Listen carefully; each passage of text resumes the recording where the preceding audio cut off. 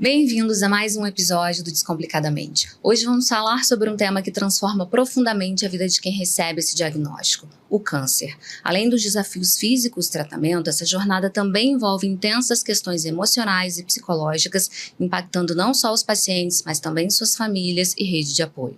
Eu sou Sasha Varenga, psicóloga especialista em terapia cognitivo-comportamental e supervisora clínica. E eu sou Fernanda Tomás, assessora de marketing com foco em psicologia, e no episódio de hoje vamos ouvir uma história real e saber da especialista como lidar com o diagnóstico, com as mudanças na autoestima, os impactos na saúde mental e as estratégias para enfrentar essa experiência de forma mais equilibrada. Esse episódio é um oferecimento da Clínica Foco, que conta com profissionais especializados no suporte emocional para pacientes que passam por questões de saúde e também para seus familiares. Para mais informações sobre os atendimentos, basta escanear o QR Code na tela e acessar o site. Para enriquecer essa conversa, temos a presença de Carla Fernandes, advogada que enfrenta o câncer desde 2021 e que vai compartilhar a sua trajetória, trazendo a visão real e inspiradora sobre essa vivência. E também contamos com a participação da doutora Luciana Pereira,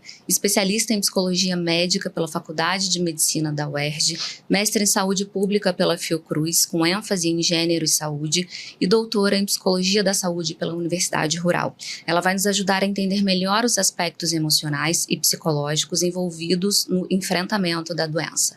Vamos descomplicar? Bem-vindos ao Descomplicadamente. Muito obrigada pela presença de vocês. Sejam muito bem-vindas. Eu que agradeço pela oportunidade de contar a minha história, de estar aqui.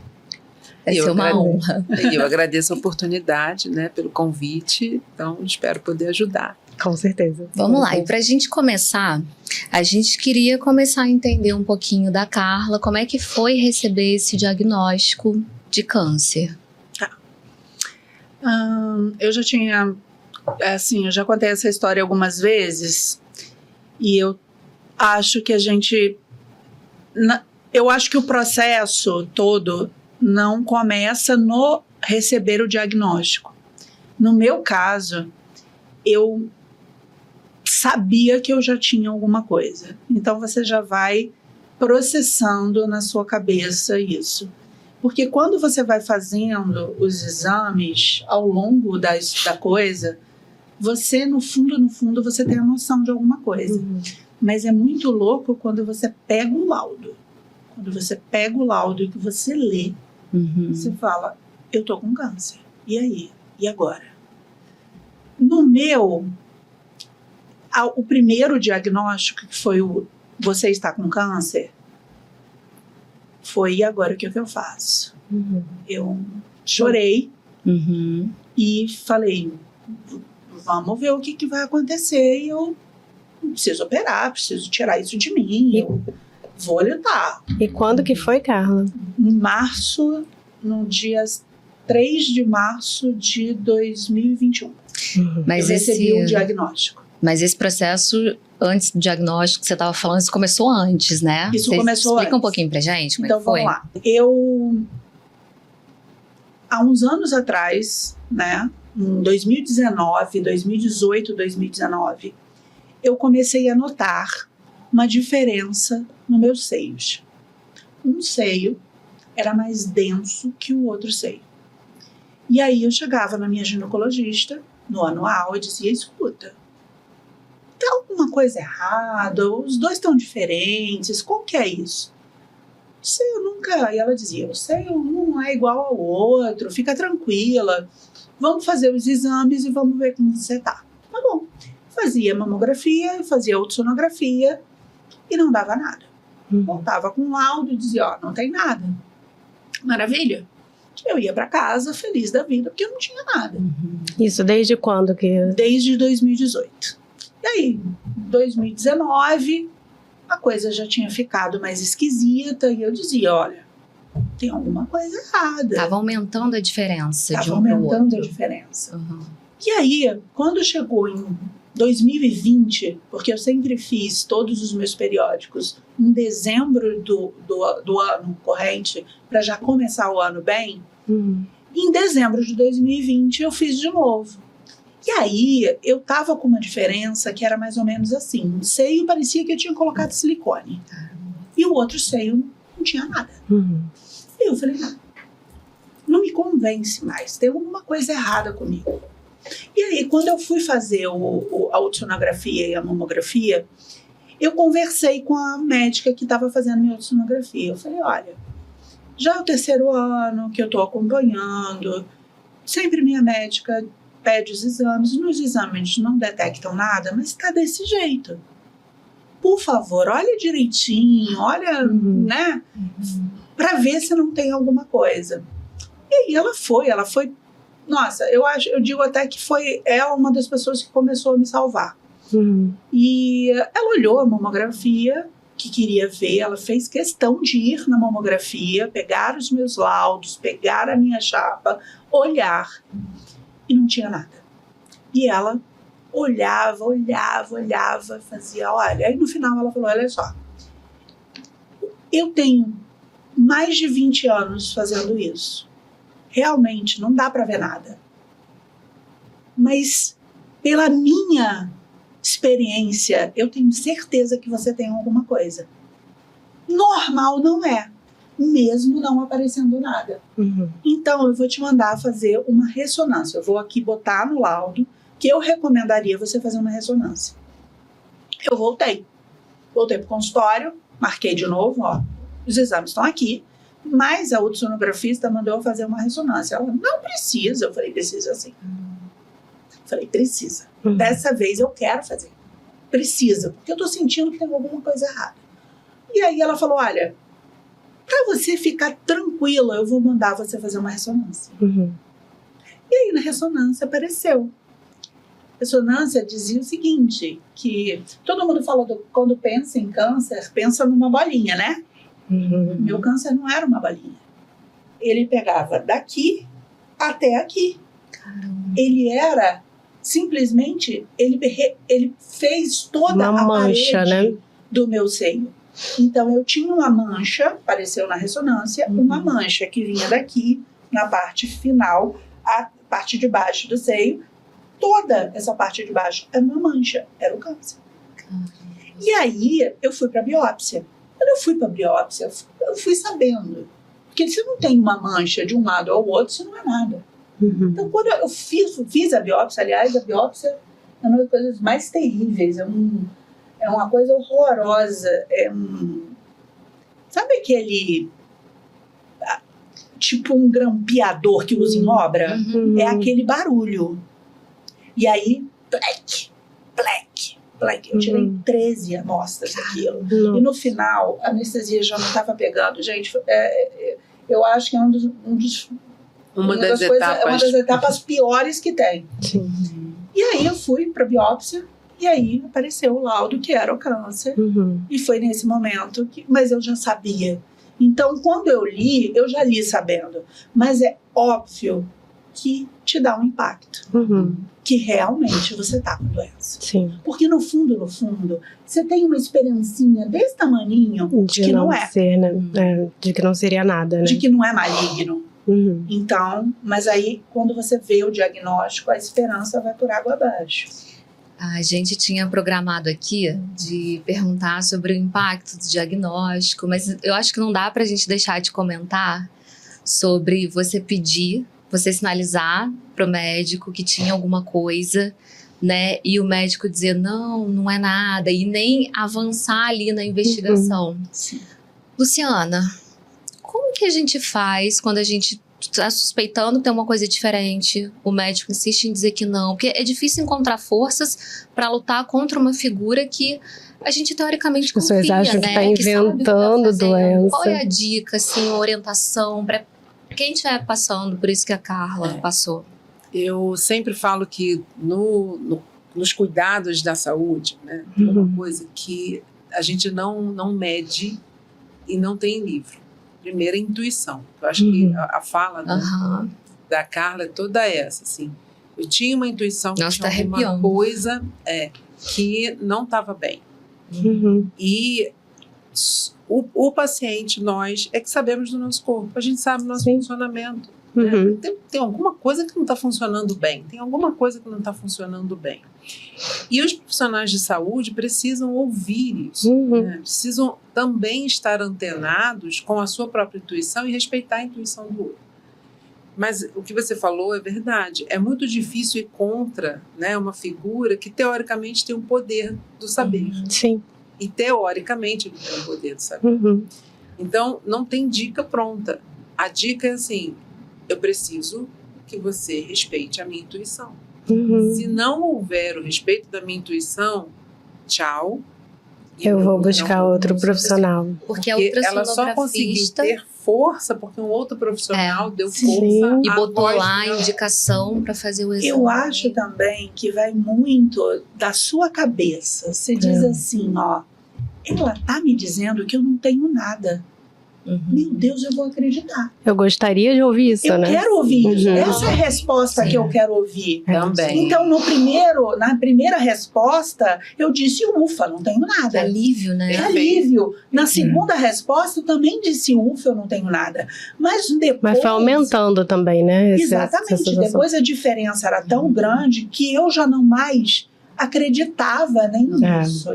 Eu não podia acreditar e nem dizer para minha cabeça, dizendo assim, ó, fecha os olhos que não tem nada. Uhum. Eu estava vendo realmente que tinha alguma coisa errada. A gente quando trabalha com a psicoterapia, né, muitas vezes a gente vai tentar desconstruir as distorções cognitivas que o paciente traz, né? Sim. E eu falo que na psicologia da saúde, na psicologia hospitalar, no trabalho, né, com pacientes que têm doenças, né, ou crônicas, enfim, doenças físicas, a realidade se impõe, né? Uhum. A realidade se impõe. Então, assim, é um misto de, peraí, eu gostaria, né, mas o corpo ali, ele tá gritando. Por outra coisa. Chega uma hora que as defesas, elas caem todas por terra. Uhum. Os mecanismos de proteção, os mecanismos de defesa, eles vão ruindo, né? Porque chega uma hora que não tem mais como se negar.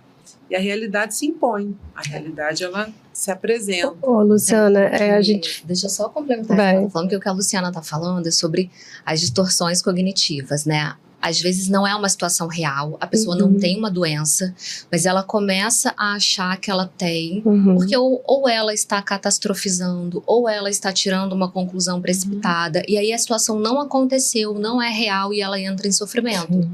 No caso do câncer, a situação ela é real. Sim. E aí quando o pensamento está distorcido, quando não é nada, é só um pensamento, a gente reestrutura esse pensamento. Mas e quando esse pensamento não é distorcido? E quando ele está condizente com a realidade? Eu não posso reestruturar uma situação dessa. E acho que esse é um erro que às vezes profissionais de saúde acabam cometendo. Sim. Reestruturar um pensamento de uma situação que não está distorcido, que é real, está condizente com a realidade, né? E é uma corrida contra o tempo, né? Sim. Quanto mais você demora a ter o diagnóstico, pior vai ficando. Foi isso que aconteceu comigo, porque eu ainda tive muita sorte. Sim. Porque o tipo de câncer não era agressivo. Uhum. Tudo bem que eu, obviamente, recebi depois um diagnóstico de metástase. Eu tenho... O principal era um câncer no seio, e ele foi para o fígado, e depois ele foi para os ossos. Então,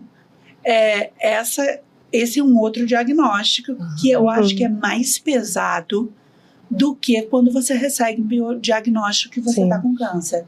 Quando o meu médico, porque aí foi uma coisa, né? Eu saí dali, foi muito engraçado isso, eu contei, eu acho que isso já para você, para Nanda. E aí eu saí, voltei para ela, falei, ó, tô com câncer. Aí ela olhou para mim e falou assim, olha, vamos operar agora, vamos operar ontem. Você vai ficar maravilhosa depois, a gente vai tirar, você vai fazer a reconstrução da mama e vamos fazer logo nos 2 seios, você vai ficar igual a Angelina Jolie. Ai, meu Deus do céu. Aí eu falei, e meu marido do lado olhando, quase querendo voar em cima dela, e eu olhava assustada para ela e dizia assim, que festa é essa? Eu tô com câncer. E aí ela falou, olha, eu vou te mandar para o mastologista, você vai sair daqui com risco cirúrgico, mas como é o mastologista que vai te operar, eu vou estar na sala, mas o mastologista vai te operar, você vai para o mastologista. Eu falei, tá bom, você não tá sabendo, eu queria realmente me livrar daquilo, né? E aí eu fui para o mastologista, perguntei umas amigas minhas, que eu já estava com pré atrás, eu tenho 2 amigas anestesistas, e aí eu perguntei, escuta, vocês conhecem esse mastologista aqui? Meu ginecologista. Eu falei, maravilha, pode ir, que maravilhoso. Eu falei, então tá bom, eu vou. Mas é o ginecologista de 2 amigas minhas, eu vou. Fui. Quando eu cheguei lá com os laudos, com a ressonância, com o laudo da biópsia, ele olhou e ele falou assim, mas ela te falou que você tem que operar? Aí eu falei, eu tô aqui com um risco cirúrgico, ela disse que você vai me operar. E aí ele se espantou, ele falou, não. Você tem que fazer quimioterapia ontem. Você já tem um oncologista? Eu falei, não, eu saí da ginecologista e vim direto para cá. Eu não tenho nada. Ele falou assim, eu tenho um grande amigo que é oncologista. Eu vou ligar para ele e você vai lá. Ele vou pedir para ele te atender. E aí ele ligou para o meu oncologista na hora, na minha frente. Falou, olha, eu tô com uma moça aqui, com 49 anos, que tá com câncer de nível 4. E eu falei, Jesus, vou morrer, né? Eu falei... Aí você para e fala assim, nossa, eu vou morrer. E aí eu parei, ele falou, manda ela vir aqui amanhã. Aí eu saí de lá, ele falou, ó, volta no laboratório, você vai pedir um exame, que era imunohistoquímica, que é exatamente o exame na lâmina, para saber que tipo de câncer eu tinha. Ela nem mandou eu fazer isso. E aí eu fui pro laboratório, comecei a organizar a vida. No dia seguinte eu estava na frente do oncologista, eu e uma amiga minha. E aí ele olhou, me examinou. Você já fez um PET scan? Eu falei, não, eu estou vindo hoje, o senhor não fiz nada. Olha, eu só tenho isso aqui e esse risco cirúrgico. Você não pode operar. Primeiro você vai ter que fazer um PET scan e você vai ter que fazer quimioterapia ontem. Você vai se tratar comigo, a gente pode começar o tratamento. Eu falei, agora. Você precisa de quimioterapia, vamos aqui, eu já vou pedir para o seu plano de saúde de autorização para você já fazer a quimioterapia. Quanto antes você se fizer, melhor. Eu falei, tá bom. E aí, eu fui fazer o PET scan, fiz o PET scan. Quando o resultado do PET scan, ele ligou, ele não tinha saído o resultado do PET scan, mas antes da quimioterapia ele queria saber. E aí, quando ele ligou na minha frente para o laboratório, eu sou fulano de tal, eu precisava saber qual foi o laudo, me diz como é o laudo da paciente. E aí ele falou assim, ó, ele fez assim, com um gesto da cabeça, fez assim, ó. Ali eu já comecei a chorar. Ali eu vi que o negócio era muito mais sério do que eu imaginava. E aí, quando ele desligou o telefone, ele me falou a seguinte frase: nós não estamos mais lutando pela sua cura. E aí as lágrimas caíam. E aí eu fiquei parada, estática, olhando para ele. Ele fez assim, olha, nós agora vamos tratar o câncer como se fosse uma doença crônica. Você tem diabetes e você vai ter que se tratar todos os dias. E aí você para e fala assim, eu não tenho cura, eu vou morrer. E aí eu olhei para ele e falei assim, e aí, agora? Ele falou, olha, você vai para quimioterapia semana que vem, tá? E se a quimioterapia der certo, maravilha. Se a quimioterapia não der certo, eu preciso te falar que eu não tenho certeza, né? Mas a gente avaliando, você tem mais ou menos 1 ano de vida. Eu falei, que? Parei, eu falei, meu mundo caiu, né? Eu falei, não. E agora? O que eu vou fazer da minha vida? E aí eu fui para casa, eu falei, gente, eu posso morrer. Eu tenho um filho que está terminando a faculdade. E eu não posso morrer. Eu estou na melhor fase da minha vida. Eu estou muito feliz porque eu tinha terminado um relacionamento de 22 anos e um tempo depois eu comecei a namorar meu marido e eu estava muito feliz. Eu estava num dos momentos mais felizes da minha vida. Eu falei, eu não posso morrer. Como que eu vou morrer agora? Não. E aí eu botei na minha cabeça que eu não podia morrer e eu não ia morrer. E eu fui para a quimioterapia. Mas eu confesso que ouvir que eu não estava mais lutando pela minha cura doeu muito mais do que ouvir que eu estava com câncer. São muitas fases, né? Aí ela recebeu um diagnóstico, depois ela veio ali para uma médica que encheu ela de esperança, depois ela recebeu mais outros diagnósticos ali que tirou a esperança. Como é que é esse momento, Luciana, da pessoa receber o diagnóstico, tanto de emoções ali que vem, né? Como esses impactos, né? Como esses impactos, como é que a psicologia pode ajudar?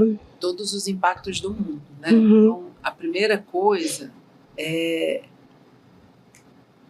A gente não tem o poder de prever quanto tempo as pessoas têm de vida, né? Então, isso é uma luta pra gente, das equipes, né? Porque eu sempre falo assim, que a gente trabalha com um departamento superior. Tem um departamento acima das nossas cabeças, né? Sim, claro. Que ele lá em cima, em algum grau da hierarquia, ele vai saber, né? E existem...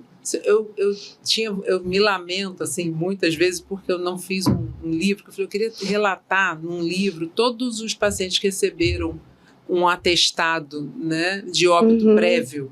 Né? Você vai durar 6 meses, você vai durar 1 ano, você vai durar 5 anos. Carla já seria mais uma. Mais uma, o livro já ia mais né? Eu já tenho 3. Pois é, era 1, você já está com 3, né? Eu falo que eu estou no lucro. Tá? Bora trabalhar com lucro, que é bom. E assim, a gente não sabe. Então, essa é uma das coisas que a gente orienta. Eu oriento meus estagiários, oriento meus residentes, oriento as equipes médicas. Não dar prazo de validade para ninguém, porque não é nosso departamento. A gente não sabe. Porque existe uma série de fatores. Então, essa é a primeira coisa que eu falo para todo mundo. Você recebeu um diagnóstico você tem 1 ano de vida... Eu queria entender o que isso pode ajudar, né, a pessoa, porque eu acho que causa mais desespero. Eu também me pergunto, né? Não sei qual é a razão. Eu fale pra você o que é que pra mim soou. Sim, eu quero exatamente saber isso. Pra mim, tá? Pra outras pessoas pode ser que soe de uma maneira diferente. Sim. Eu falei, eu vou fazer tudo que eu posso fazer nesse 1 ano. Sim. E talvez seja isso que eles queiram. 1 ano. Porque, na verdade, ele falou o seguinte, olha, eu preciso que a quimioterapia faça efeito. Porque você está com o corpo já começando a ficar tomado pelo câncer. Se a quimioterapia não parar esse avanço, não tem jeito. Eu não tenho o que fazer. Porque a única coisa que eu posso fazer por você agora é a pior quimioterapia que existe, a mais agressiva. E é essa que eu vou te fazer. Então, para mim, aquela história do 1 ano, eu não encarei com tristeza.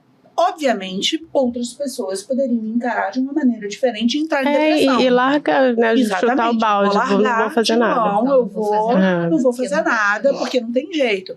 Mas eu, na verdade, eu queria viver. Eu falei, o quê?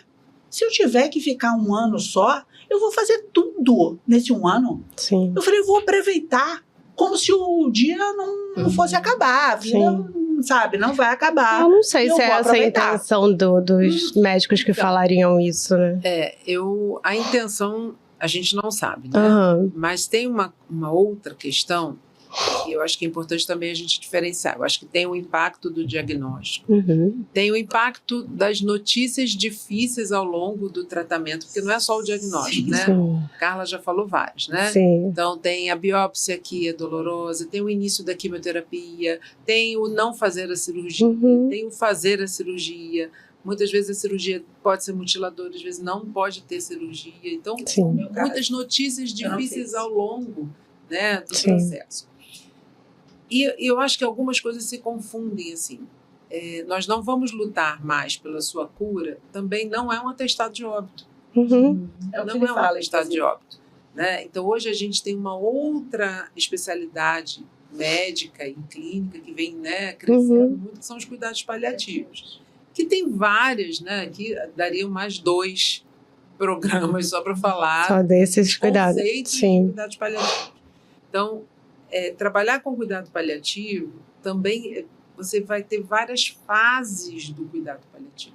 E aí, dentro das várias fases do cuidado paliativo, a gente também não dá data de declaração de óbito antecipado. Não existe isso, mesmo quando a gente está trabalhando com pacientes com cuidados paliativos. Então, a gente tem aquele paciente que o médico vai falar assim, de amanhã não passa.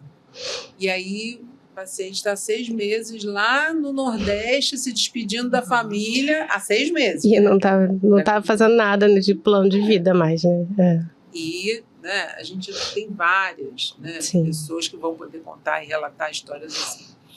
Então, o impacto, né, é uma bomba que cai no terreno da sua casa.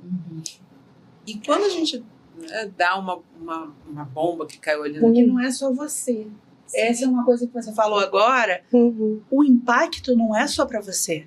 É o impacto para o seu filho, para o seu namorado, para o seu marido, para o seu pai, para sua mãe. Meu pai entrou em desespero. Meu pai mora na Bahia, ele ficou arrasado. Eu acho que é como se ele tivesse perdido a fé. E aí ele ficou muito arrasado com o meu diagnóstico. E aí eu dizia para ele, não se preocupe, eu vou ficar bem.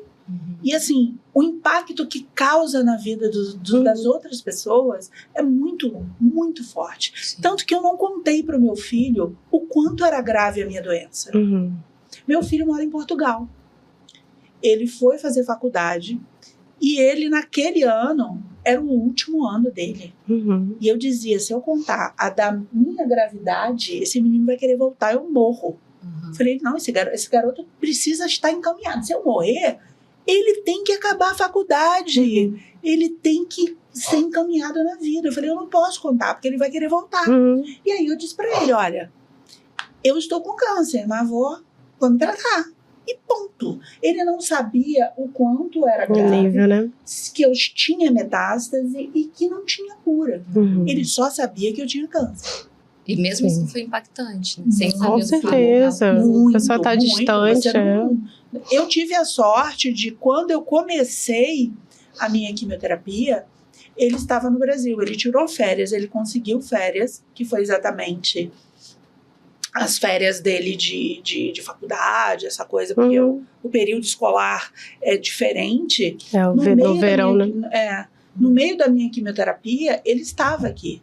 Então, ele pôde estar perto de mim. Aliás, eu precisei dele. Porque eu não tinha ninguém. Eu tinha minha mãe, que hoje tem 92 anos, então ela tinha 89 na época, que já não estava mais tão bem. Meu namorado, que na época era namorado, morava em Campinas, então eu só tinha ele no final de semana. E eu simplesmente comecei o tratamento da quimioterapia, que é devastador por alguns momentos. Eu não tinha força. Na minha primeira quimioterapia, eu não tive forças durante uns 2 dias para comer sozinha, para levantar o copo e beber uma água. Meu marido hoje, né, me deu comida na boca. Eu não consegui por 2 dias. O relato da Carla, né, mostrando pra gente que tem a necessidade do suporte, né? A rede de apoio é muito importante. E aí não é só uma rede de apoio que a gente orienta que o paciente vai precisar. Ele vai precisar de um suporte emocional, que às vezes é aquela pessoa que está lá na Suíça e o outro está aqui no Rio de Janeiro e a pessoa está dando aquele suporte emocional, né? Você tem o suporte instrumental, né? Quem é que vai dar comida? Quem é que vai arrumar a casa? Quem é que vai deixar a louça lavada na pia? Quem é que vai levar para o hospital? Quem é que vai pegar no hospital? E o suporte institucional. Que instituições vão cuidar de você? Que é também o que a Carla já falou, né? Que médico que cuida? quem vai dar quem é o oncologista, qual é o setor que vai né, trabalhar com você dentro da oncologia ali, quais são os instrumentos, os aparatos, quem é o mastologista, quem é o ginecologista. Então, dentro do tratamento, não é só a rede de apoio familiar. Né? E a rede de apoio familiar é fundamental, óbvio, né? Mas cada pessoa dentro do seu grupo tem uma função. Então, a gente começa a pensar que esse suporte ele tem que especificar o cuidado. Perfeito. Então vai ter aquele, né? Olha, eu não consigo levar para quimioterapia, mas quando ela chegar vai estar uma sopinha assim, quentinha, e tá aqui a sopinha quentinha que ela vai poder tomar, e o outro é que vai dar a sopa. Tem aquele que vai levar o nome para a missa, para o centro, para a igreja, e né, vai fazer a ponte de oração, que é o suporte espiritual.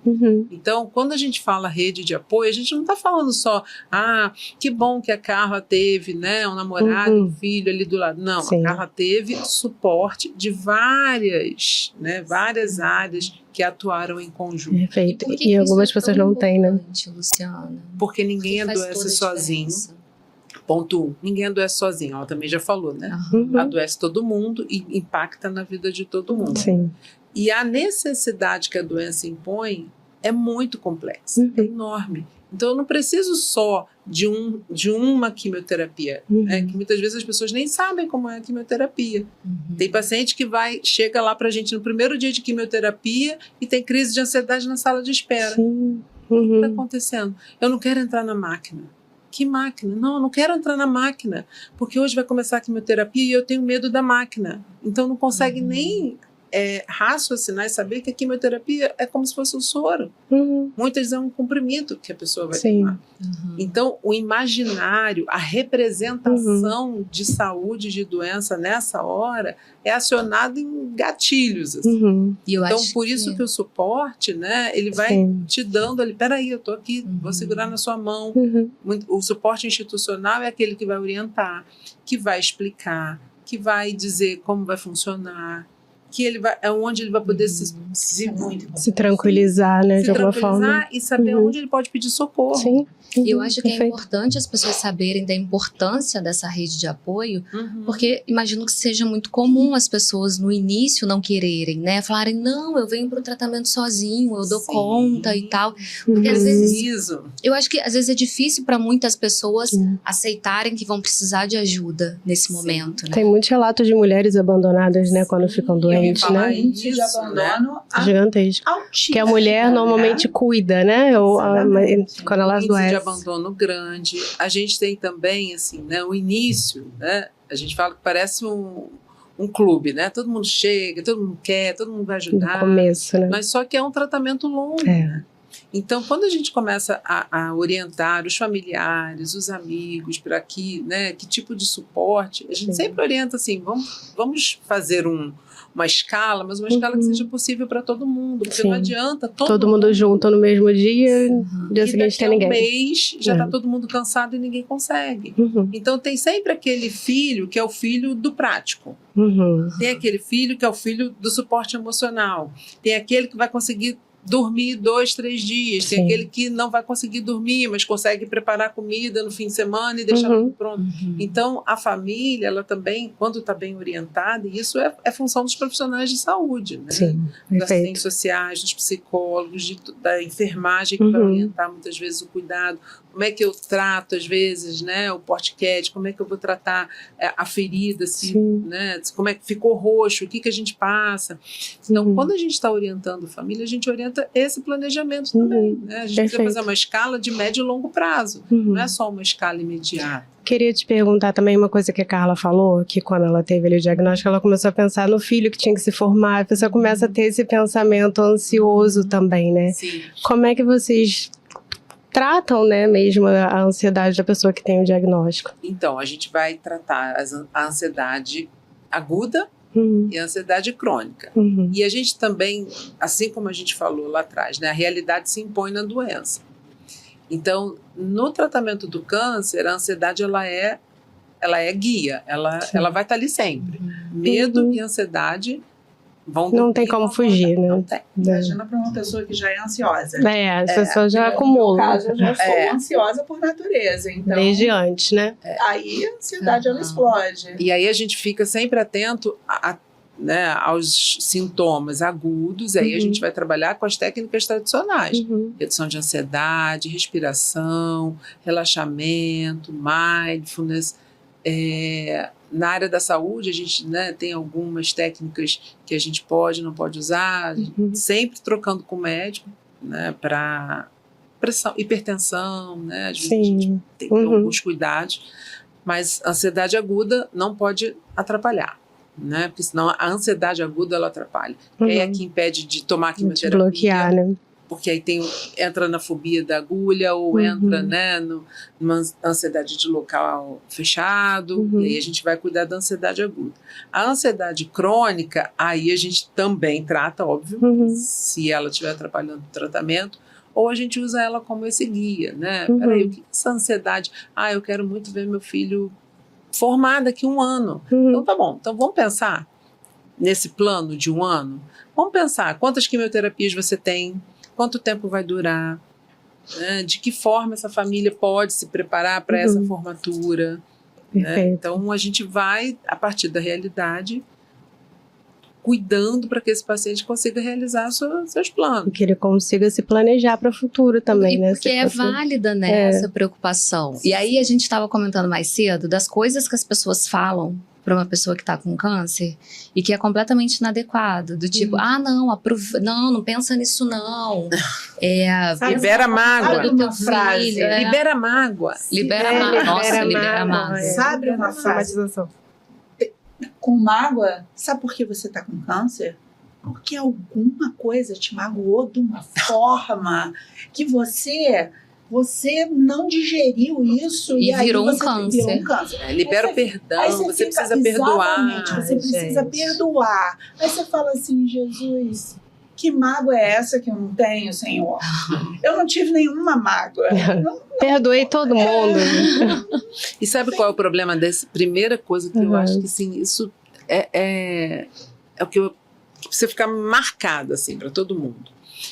Todas essas falas, muitas vezes, culpabilizam o próprio paciente. Tá vendo? A culpa é sua de estar assim, né? Porque você não magoado e não digeriu. A culpa é sua, né? Que você teve câncer. Sabe outra frase que é terrível? Bom, principalmente para mulher. Você vai fazer quimioterapia?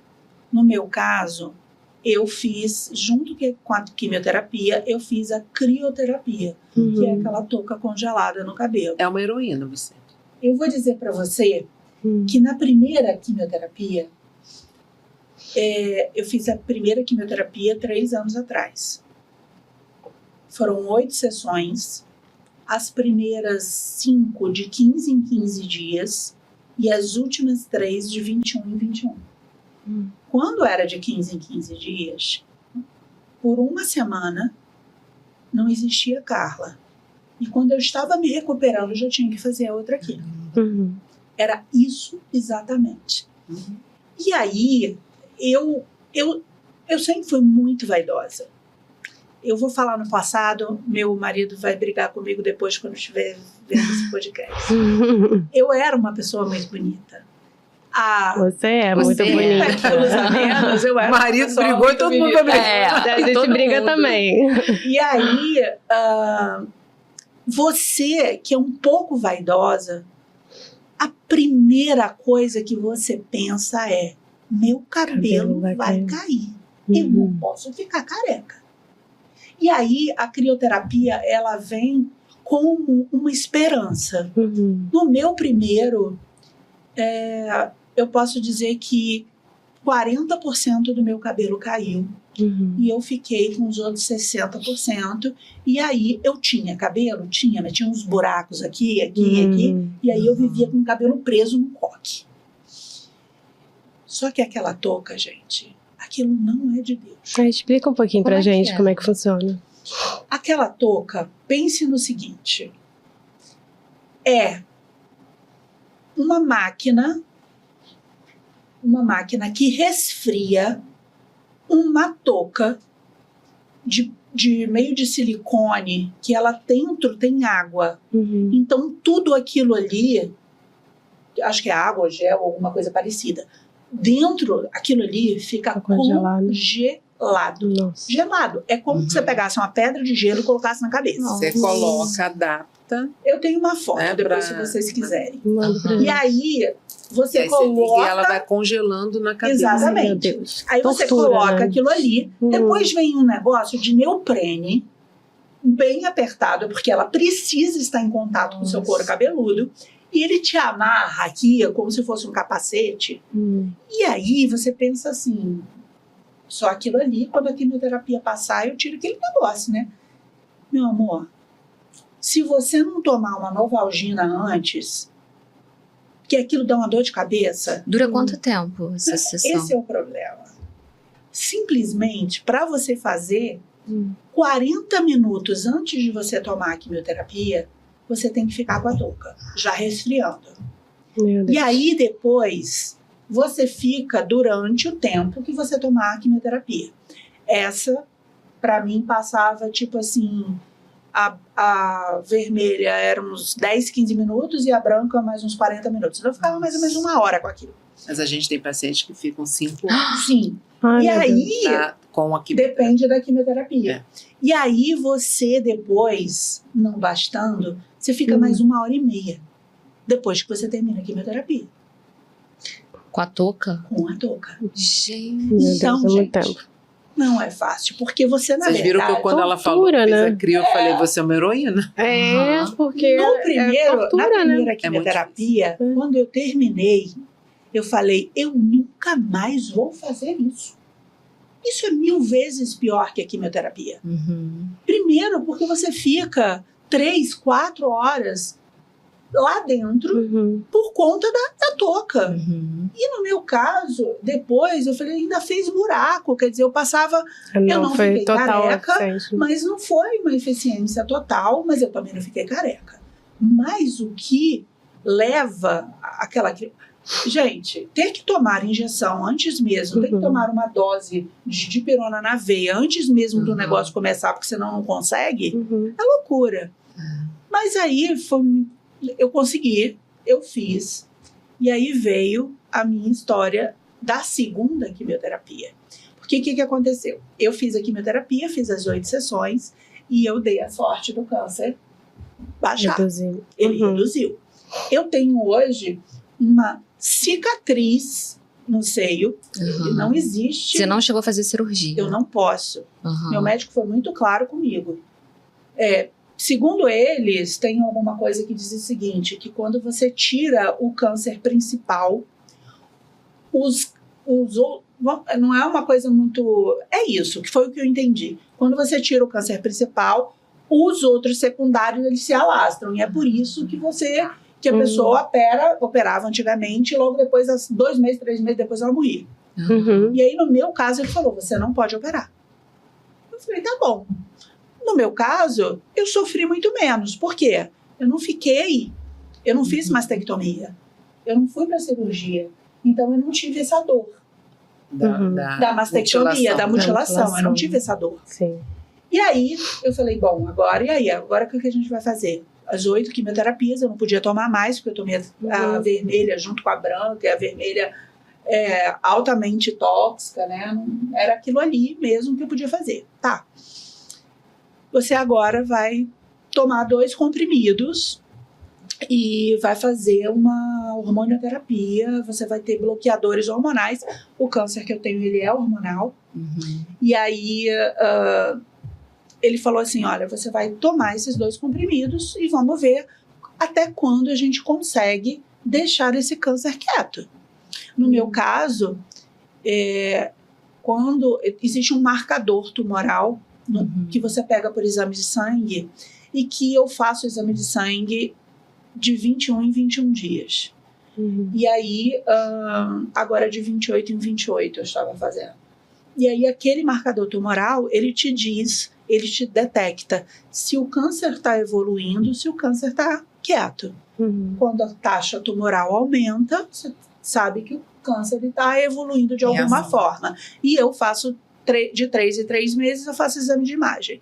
E aí detecta de um jeito e detecta de outro. Bom, passados, fiquei 2 anos... Deixa eu só explicar uma coisa antes de você falar a segunda etapa. Assim, tem uma coisa que você falou, né? Foi a vermelha, foi a branca. Muitos pacientes usam e denominam, né, o tratamento como eu tomei a quimio vermelha, eu tomei a quimio branca. Na verdade, a cor do quimioterápico não diz se ele é forte ou fraco. Na verdade, é uma questão do fabricante e aí do laboratório. E aí... não existe o câncer, né? Existe cânceres. São vários tipos de câncer. Tipos, sim. E assim, o que a gente fala é que assim, a gente primeiro precisa saber onde é que é esse câncer. Então, o nome do câncer é o câncer de mama. Qual é o sobrenome dele? São os subtipos desse câncer. E é esse tipo que vai dizer que tipo de quimioterápico é mais eficaz para aquele câncer. Então, por isso, às vezes os pacientes falam assim, poxa, já sabe que eu estou com câncer, por que não começa logo a quimioterapia?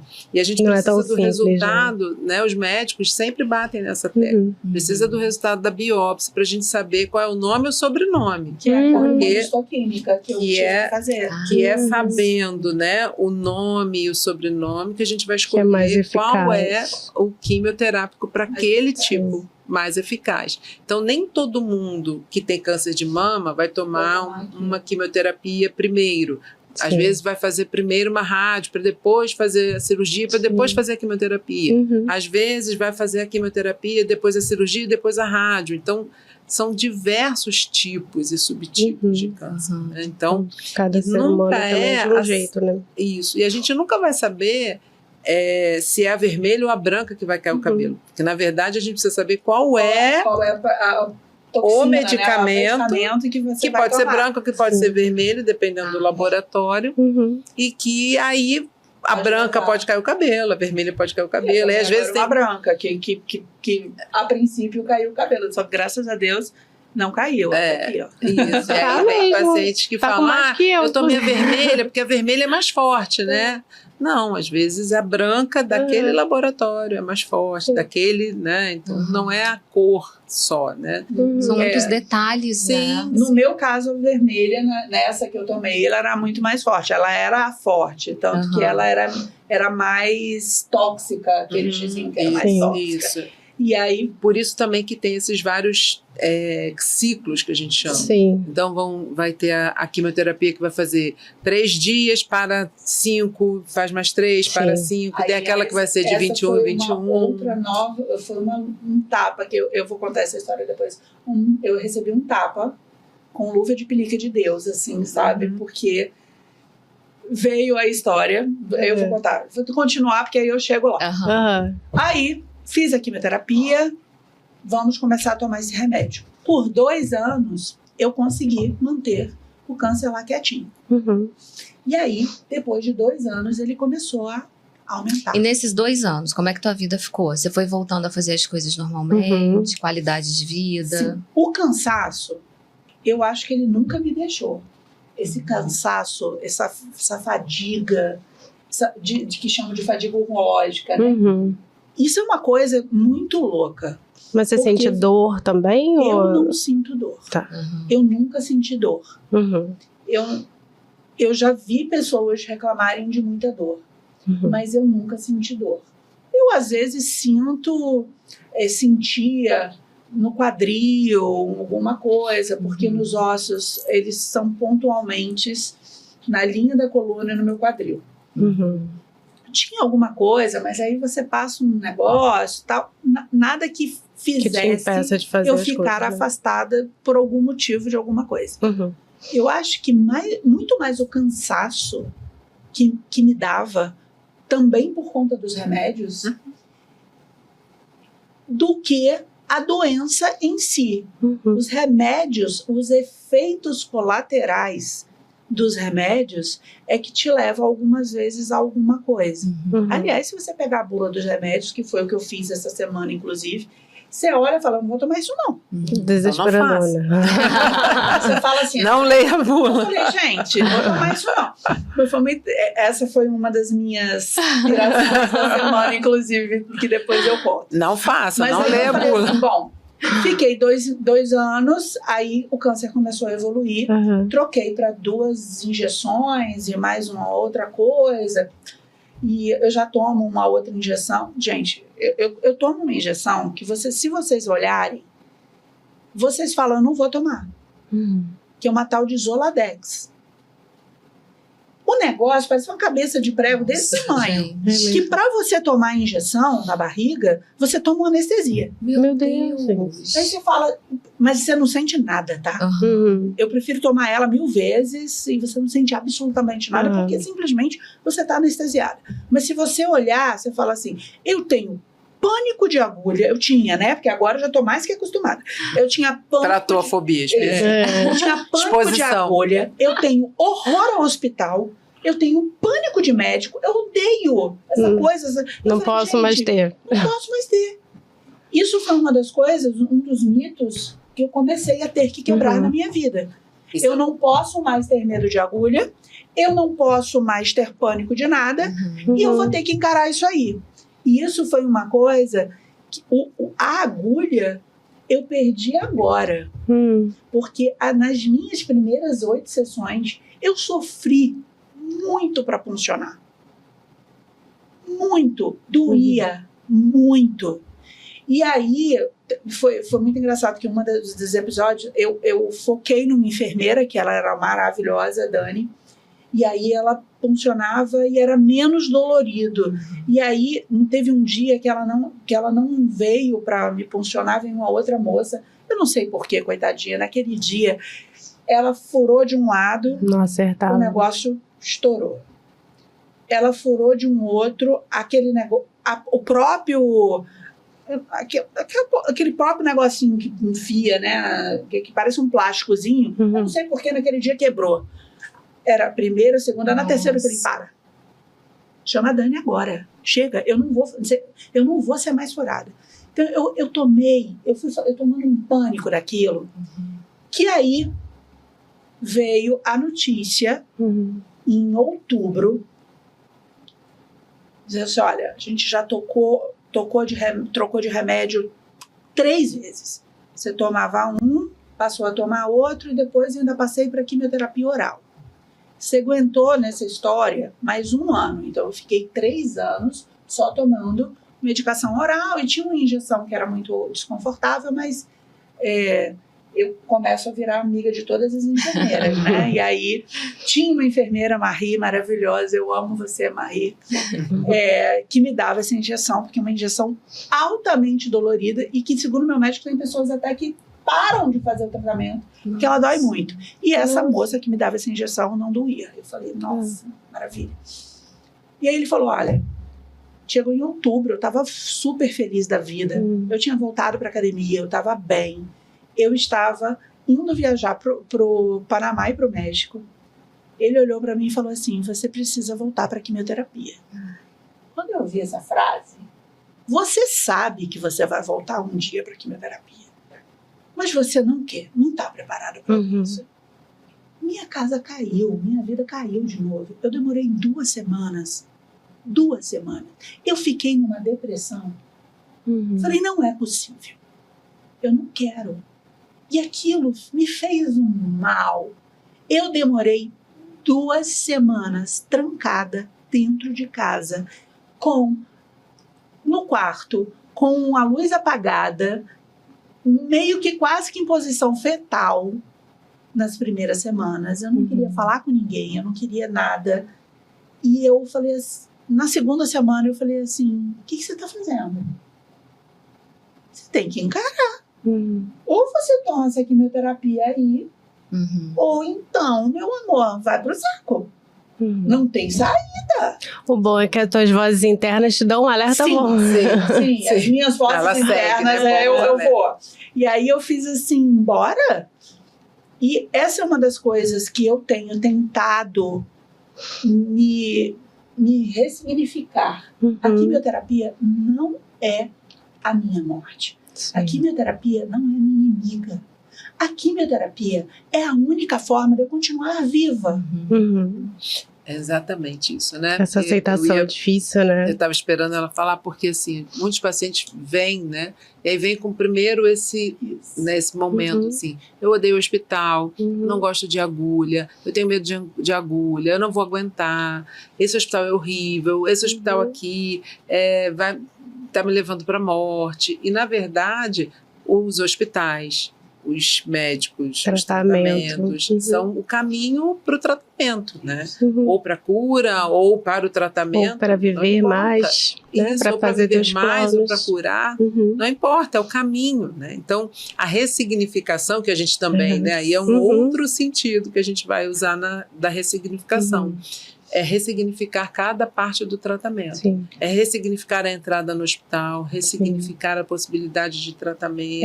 No caso, quando a pessoa ela não está sendo... A Carla já teve as vozes internas ali dela que trouxeram ela para a realidade, mas quando a pessoa não está aceitando e tem algum familiar ali tentando fazer, o que você indicaria que pudesse? Tentando, primeira coisa é botar para fora, né? Vamos ouvir, tá com medo do quê? Qual é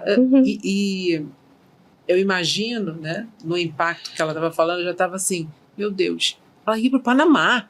Pô, não podia deixar depois? Para avisar depois, né? É validar essa emoção, né? Vocês sabem que eu tentei fazer a quimioterapia, eu falei, puxa, eu não posso fazer depois da minha viagem?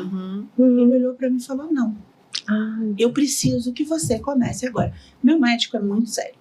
Sim. E aí ele é muito realista também. Então ele fala, olha, ótimo, o que pode, o que não pode, você precisa entender. E aí eu falei, tá bom, mas eu vou viajar de qualquer maneira.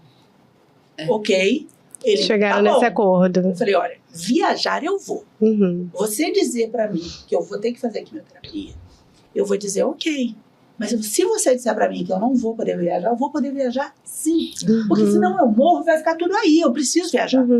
Pelo amor de Deus, fala qualquer coisa pra mim, menos que você não vai viajar. Vamos adiar a viagem, não cancelar. Nada pra mim pode ser adiado. Hoje em dia, eu vivo dessa maneira. Nada na minha vida pode ser adiado.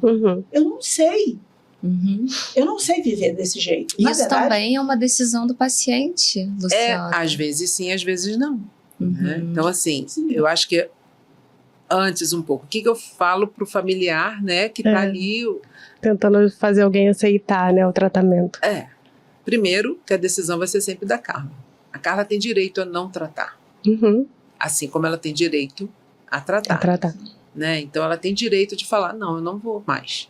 Como muitas vezes acontece, né? Eu não suporto mais, eu não vou mais fazer a crio, não quero mais. E aí, o familiar de qualquer outra pessoa precisa respeitar. Aceita, né? E é difícil. Pois é, porque a decisão é sempre do paciente. A primeira pensamento que eu tive quando ele disse, você vai para a quimioterapia, foi, eu não vou fazer a quimioterapia. Não suporto, eu não quero, eu não vou aguentar isso de novo. E aí, eu fui para casa, depois de 15 dias...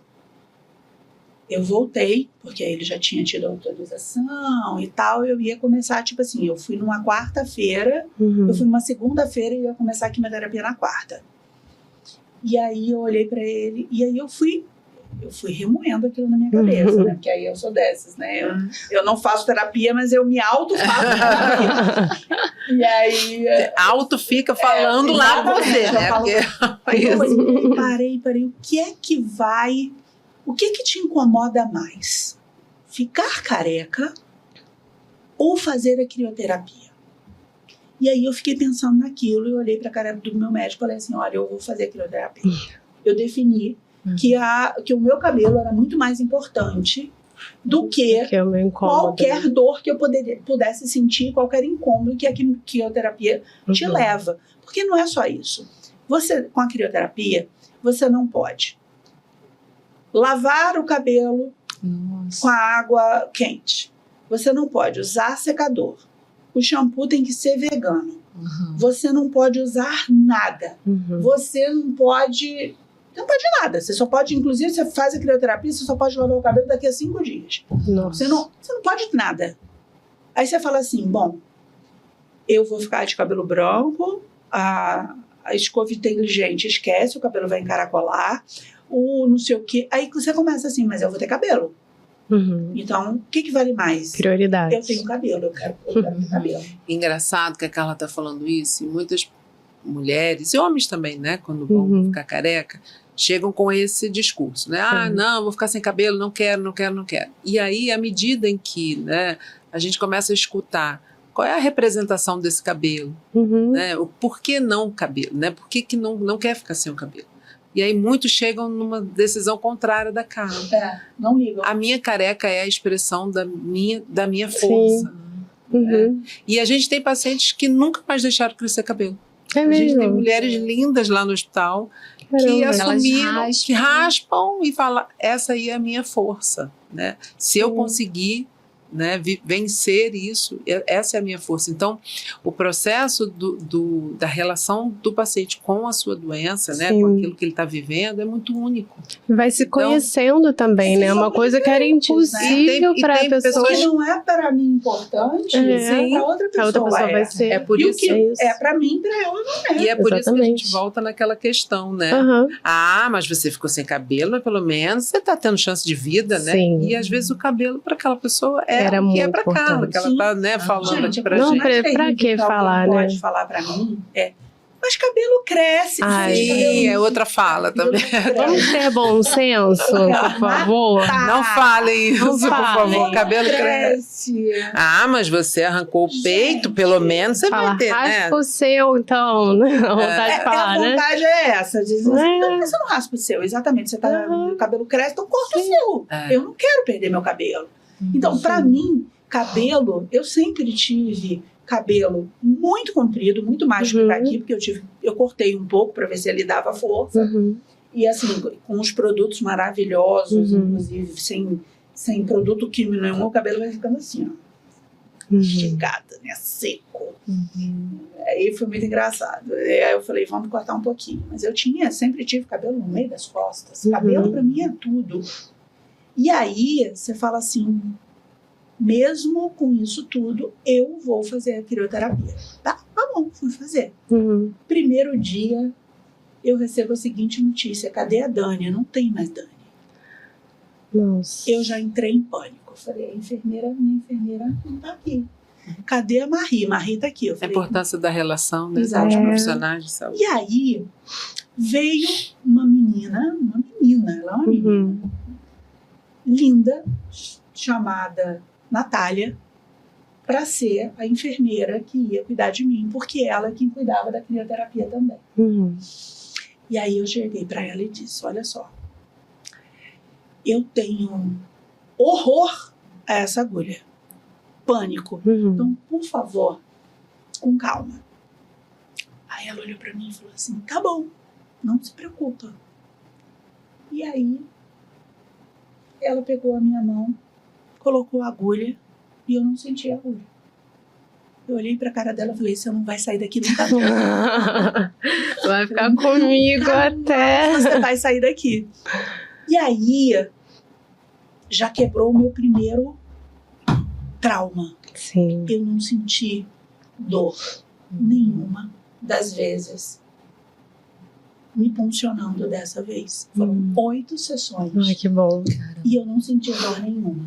Por quê?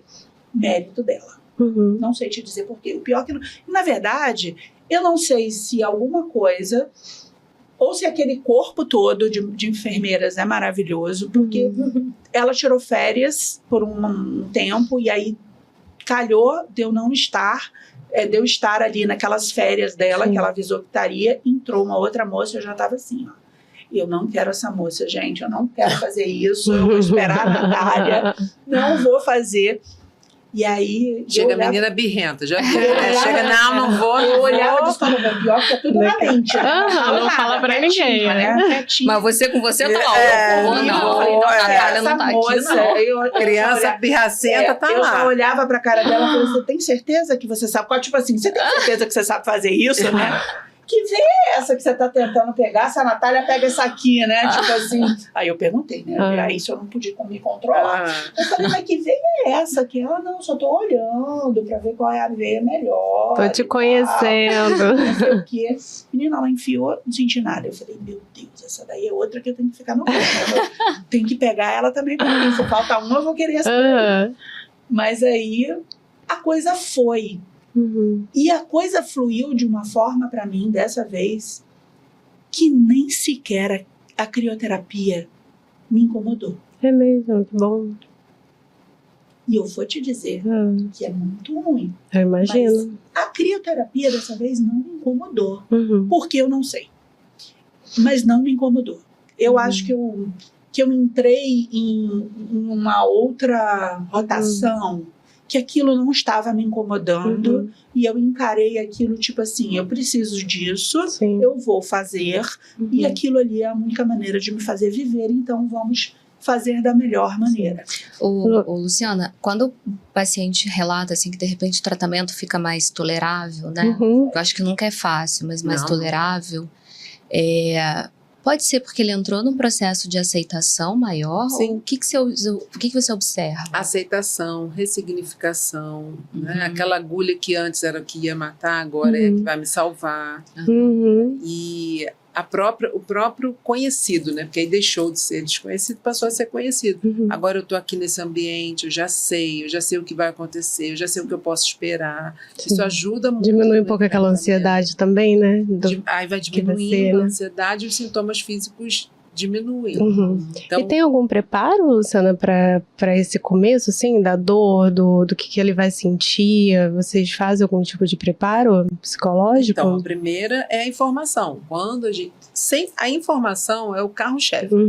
Então, você sabe o que vai acontecer, você sabe o que está acontecendo, você sabe como é a sala de quimioterapia, você sabe o que você pode esperar, que reações você pode ter, o que fazer depois. O serviço de nutrição vem, e aí a gente, né, que tipos de alimentos você vai poder comer.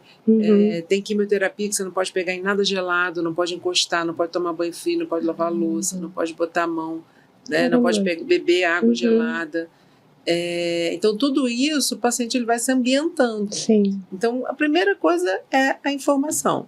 Tirar o desconhecido, né? Isso. Abrir a outra coisa que visão. a gente percebe, os pacientes que participam dos grupos de apoio. Assim, a gente tem grupos de apoio lá no hospital, então participa do grupo de apoio, o familiar que participa, porque muitas vezes o familiar não consegue entender por que Carla não... Palhaçada esse negócio de cabelo de Carla, gente. Como é que Carla fica com esse negócio? Para com isso. Negócio de agulha. Qual que é o problema? Uma agulhinha, né? Gente, eu tive muito Quando eles começam a participar dos grupos, que começam a acontecer as trocas dos familiares, a troca dos pacientes, eles começam a entender. E aí, às vezes, eles falam assim, eu não sabia que era tão difícil. Eu nunca imaginei que ela sentia isso. Eu nunca imaginei que ela estava passando por isso. Perfeito. Né? Então, eles começam a se colocar num outro lugar. Quando o familiar consegue participar, consegue ouvir o que o paciente está dizendo, consegue empatizar, fica mais fácil para todo mundo lidar. Que aí a gente volta no ponto do suporte. Porque é o suporte da escuta, é o suporte do respeito ao outro. Né? Tá lá a Carla falando assim, não, eu sou a minha própria terapeuta, eu entendo.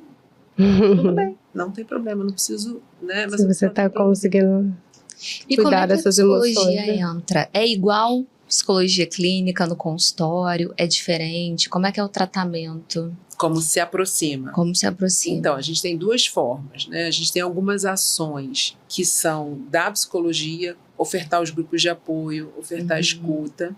A gente tem a outra porta de entrada é quando a gente é solicitado, ou pelo paciente, ou pelo qualquer profissional da equipe. Então, o profissional solicita a nossa avaliação ou a nossa ajuda. Então, o paciente está chorando, o paciente está muito ansioso, o paciente não está conseguindo entrar para fazer a quimioterapia, ou não está conseguindo, não quer aceitar, não quer fazer o tratamento. Né? Porque muitos pacientes, no impacto, né? Porque quando a gente fala do impacto do diagnóstico, o impacto do segundo diagnóstico de quimioterapia, o impacto de ter que não poder fazer a quimio, ou não poder fazer. Então, o impacto da notícia, ele vai usar todos os recursos que ele tem para tentar enfrentar aquela situação. E aí, muitos pacientes negam nessa hora, né? Só que nega não é porque não está negando que eu quero morrer. Não, nega porque é o desconhecido. Sim. Nega porque está se sentindo culpado.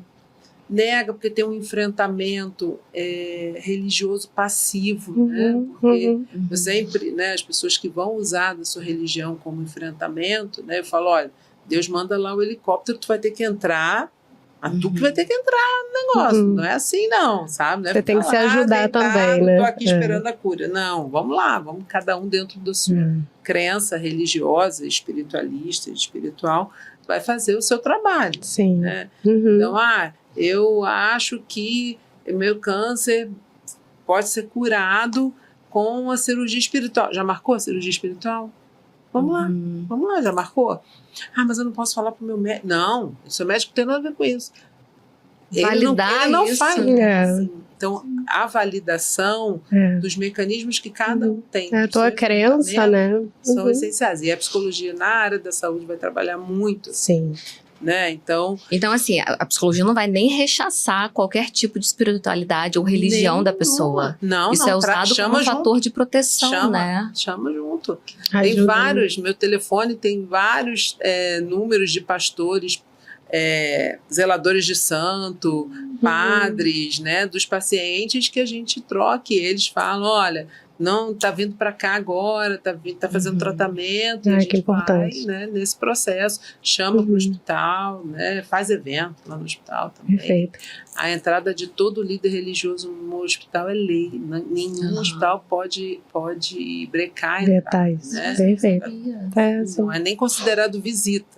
Então, assim, é lei, né? Então, ele entra a hora que ele... Né? E ajuda muito, né? Tem vários relatos que ajudam muito. Então, é aquele paciente que tem direito de usar a sua guia de proteção e aquela guia de proteção é o mecanismo dele, é o tercinho, né? Então, é o paciente que quer... Né? É aquele que dá conforto, né? É o que dá conforto, né? Então, às vezes a gente tem paciente que eu falo assim, mas cadê eu sou devota do santo tal. Mas cadê o santo tal? Mas é porque esse santo tal é a imagem que ficava na casa da minha avó. E aí a minha prima pegou, chama a prima, traz o santo tal, bota lá. Então, vamos conversar com ele. O trabalho da psicologia nessa área não é um trabalho só com o paciente. Né?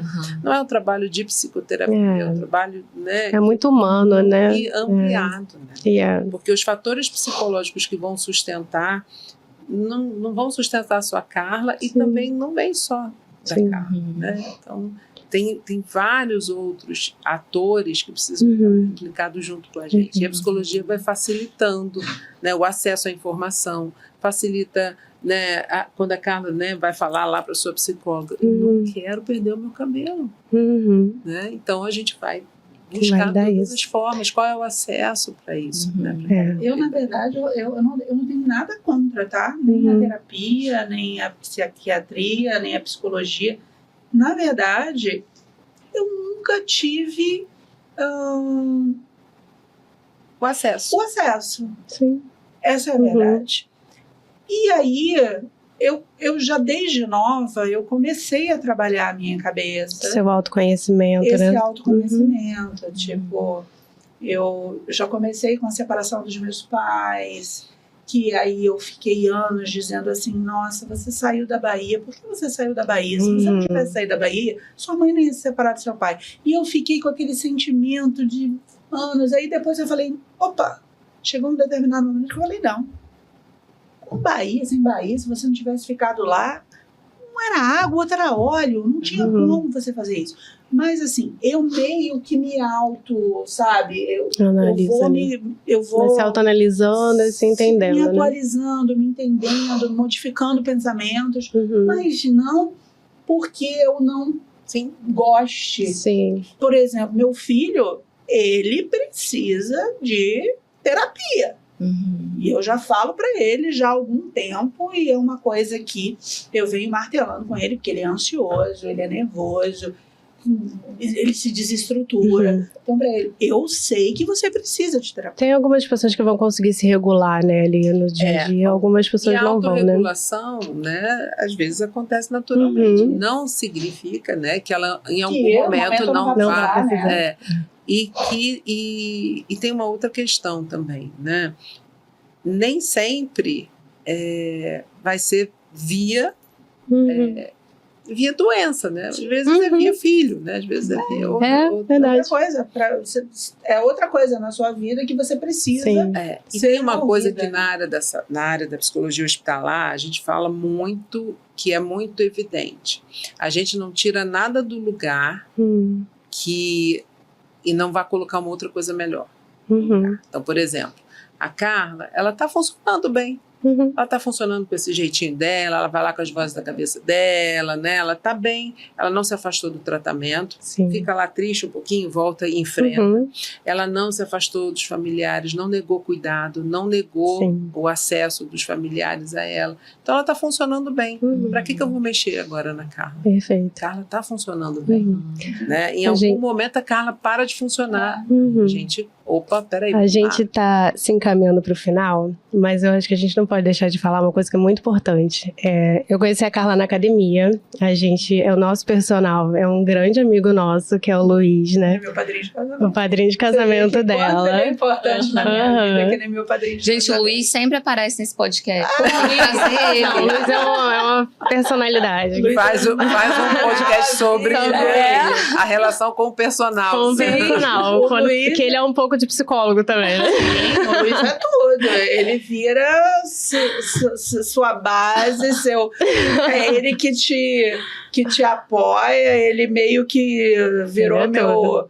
meu irmão, amigo, Uhum. tudo. E aí, eu conheci Carla no momento que ela estava nesse intervalo, hiato, né? né? Do tratamento.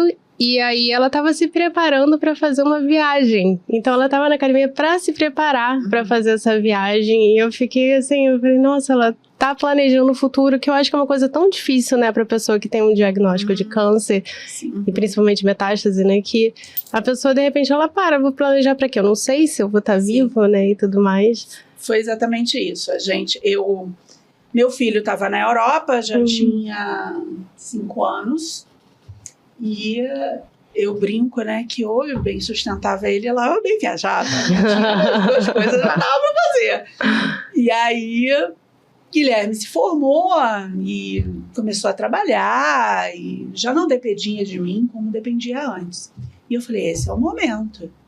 E aí, eu me pego num momento que eu não ando nem 100 metros. Uhum. Então, como que eu vou viajar para a Europa se eu não ando 100 metros?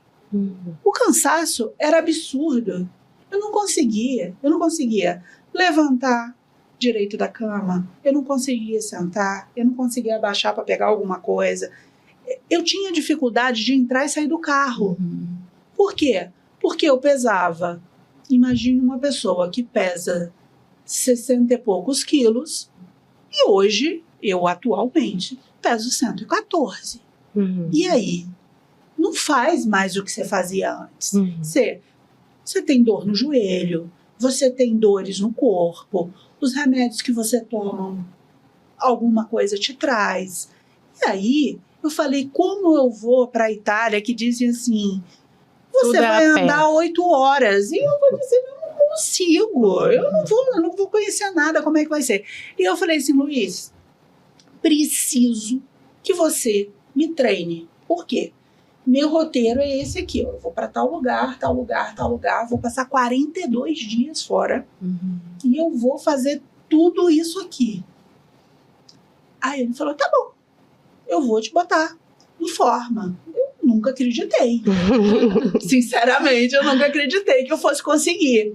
Mas eu falei, beleza. E aquilo foi, e o Luiz, assim, é tão incrível que se você perguntar para mim, você gosta? Gente, eu odeio musculação. Tamo junto. Odeio Mas a gente vai por causa musculação, dele. Mas eu vou por causa dele. Ele me puxa. Hashtag Luiz, né? Gente, pensa numa pessoa maravilhosa, é ele. É. E aí eu falei, beleza, vamos lá. E foi um momento, assim, maravilhoso, porque eu passei a treinar praticamente todos os dias, eu tinha uma etapa de quebrar barreiras e tal, não sei o quê. Chegou o dia da viagem, e eu falei, fui, né? E aí foi muito incrível, porque teve um dia que aí eu estava na Itália, eu já tinha passado pela Espanha, Portugal, aí fui para a Itália. Quando eu cheguei em Roma, especificamente em Roma, que era o que eu tinha, falei, meu Deus do céu, e agora? Tudo é a pé aqui. E aí eu falei, tá. Teve um dia que eu saí do hotel, tipo 9 horas da manhã, peguei o metrô, saltei no ponto que eu queria saltar. E aí eu comecei a andar. Daqui a pouco eu subi uma ladeira, daqui a pouco eu desci um morro, daqui a pouco eu estava lá no outro lado da cidade. Quando eu vi, eu andei 8 horas. Caramba. Aí você mandou uma foto pro Luiz. Eu no final A mensagem de WhatsApp veio. uma mensagem para ele, agradecendo, quase que chorando, muito emocionada, porque eu tinha conseguido. Aquilo tudo que a gente tinha atrapalhado, eu tinha conseguido fazer. Eu andei. No final, eu acho que era o último dia de Roma, era tipo 8 horas da noite, eu tinha começado a andar 10 horas da manhã, e aí eu falava assim, eu não quero ir embora para casa, eu não quero ir pro hotel, porque eu não quero ir embora, eu quero continuar. Morta de cansada, mas eu queria continuar. Mas eu consegui. E agora eu já estou fazendo outro planejamento. Planejamento próximo. Isso é muito legal, cara. Ontem eu estava com meu marido, que na verdade foi a minha grande mão, meu suporte, foi meu marido. E ele vai para todos os lances que eu penso o seguinte. Inclusive, ele tá aqui esperando, né? Ele veio. E aí eu falo assim para ele: olha, terminei a quimioterapia agora, e agora eu vou tentar um novo medicamento.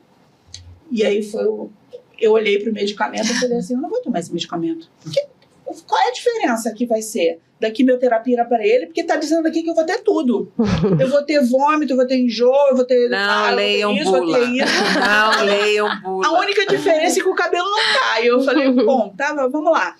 E aí foi aquela coisa, né? E o meu médico falou assim para mim, foi um dos impactos de novo na minha vida. Você quer continuar a quimioterapia? Ou você quer tomar esse medicamento? Aí eu parei, olhei pra ele e falei assim, o quê? Eu acabei de sair de 8 sessões de quimioterapia, você tá me dizendo que eu vou voltar pra quimioterapia? E aí ele, mas é porque o tratamento deu certo. E o tapa de luva de pelica que eu tinha falado foi exatamente isso. Um dos meus últimos dias de quimioterapia, eu acho que na minha última sessão, eu não tava aguentando mais. E aí eu já estava, pelo amor de Deus, acaba isso. E ele olhou para mim, eu tomei muito corticoide, porque dessa vez eu tive todos os efeitos colaterais possíveis e imaginários, inclusive eu fui parar no hospital no meio da noite, que eu não parava de vomitar. E aí ele foi adequando o corticoide, eu fui me adequando e ficou tudo bem. Inclusive consegui ir pro México, pro Panamá. E aí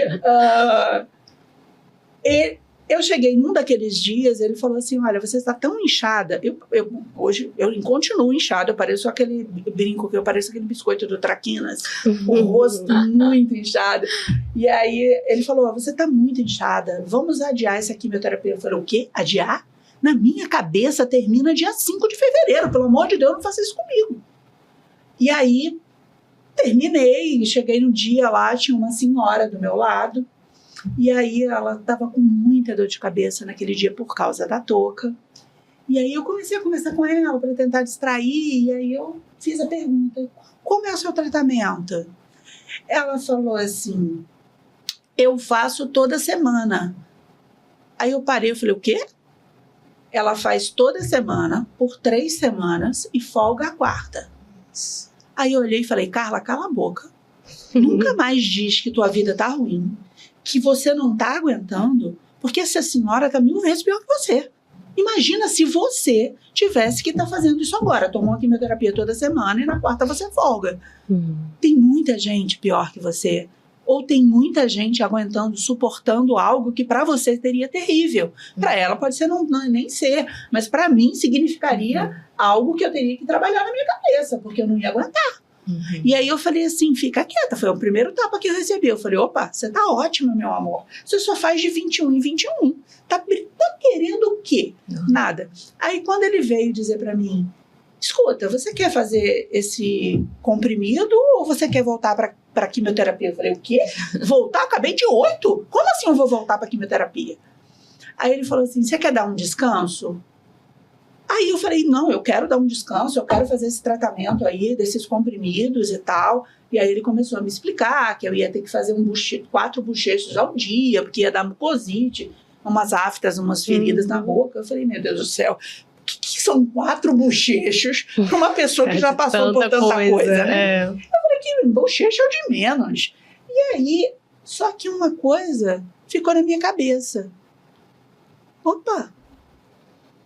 Você entendeu que se você vai voltar para a quimioterapia e que se esse remédio vai fazer efeito, mas quando ele deixar de fazer efeito, você vai voltar para a quimioterapia?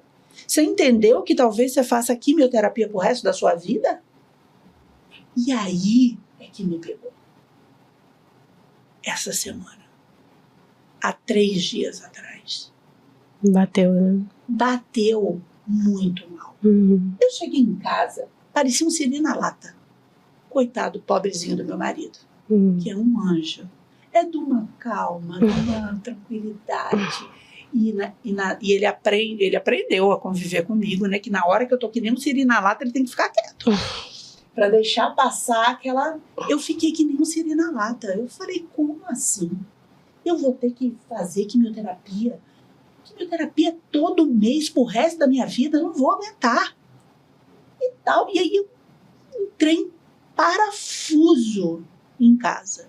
Até que novamente eu falei, ontem até.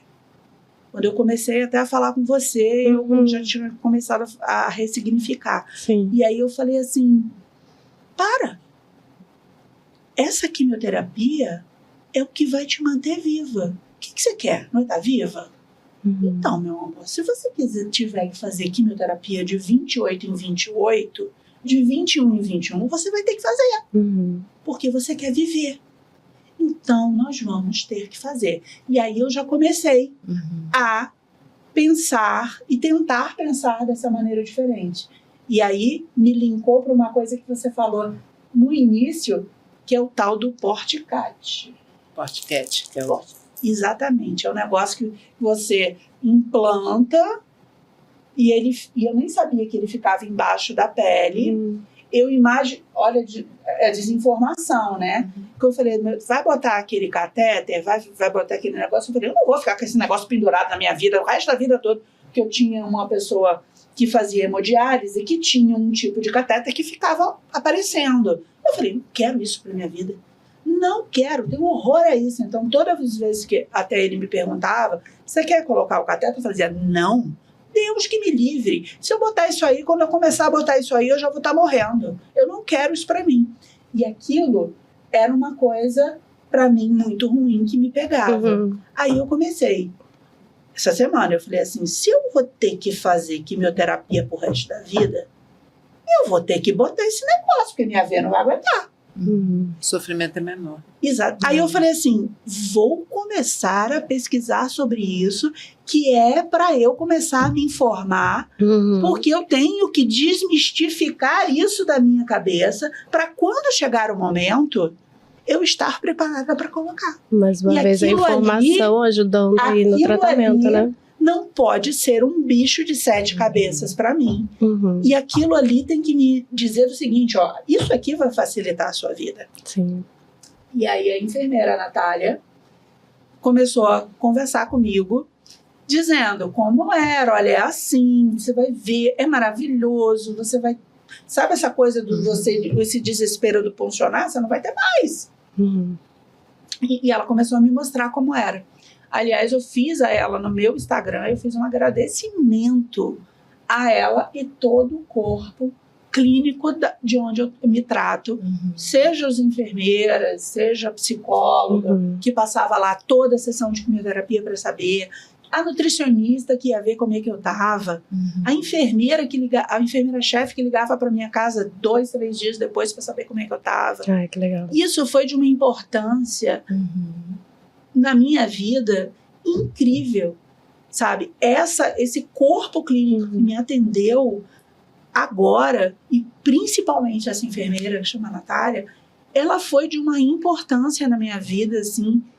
Ela desmistificou várias coisas para mim que eram muito ruins. Ela me levou para um lugar onde eu me senti confortável, e eu acho que é por isso que eu consegui também encarar essa segunda quimioterapia de uma maneira tão mais tranquila do que a primeira.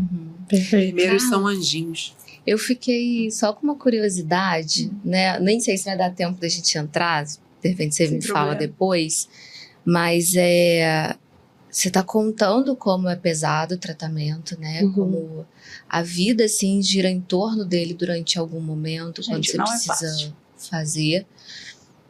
Você trabalhava, você não trabalhava? Eu sou Como advogada. É que ficou isso? Eu sou advogada. E aí veio a pandemia. E eu falei, vou trabalhar de casa. O escritório não existe mais, todo mundo fechou. Eu falei, vou trabalhar de casa e vou começar a fazer minhas coisas. Só que você chega num determinado momento que eu só comecei a pegar, primeiro, processos que fossem rápidos. Porque eu não sabia quanto tempo eu ia ficar viva. Então, como é que eu posso pegar um processo que vai demorar 5 anos, 6 anos, se eu não sei se eu vou estar viva? Já começou por aí. E aí eu comecei a pegar coisas simples, comecei a trabalhar de casa, porque era muito mais tranquilo, e eu comecei o câncer no meio da pandemia, né? Então, todo mundo estava em casa. E aí, hoje, você me pergunta, você consegue trabalhar? Na maioria das vezes, sim. Mas tem dias que não. Que não dá, né? Que eu não consigo trabalhar.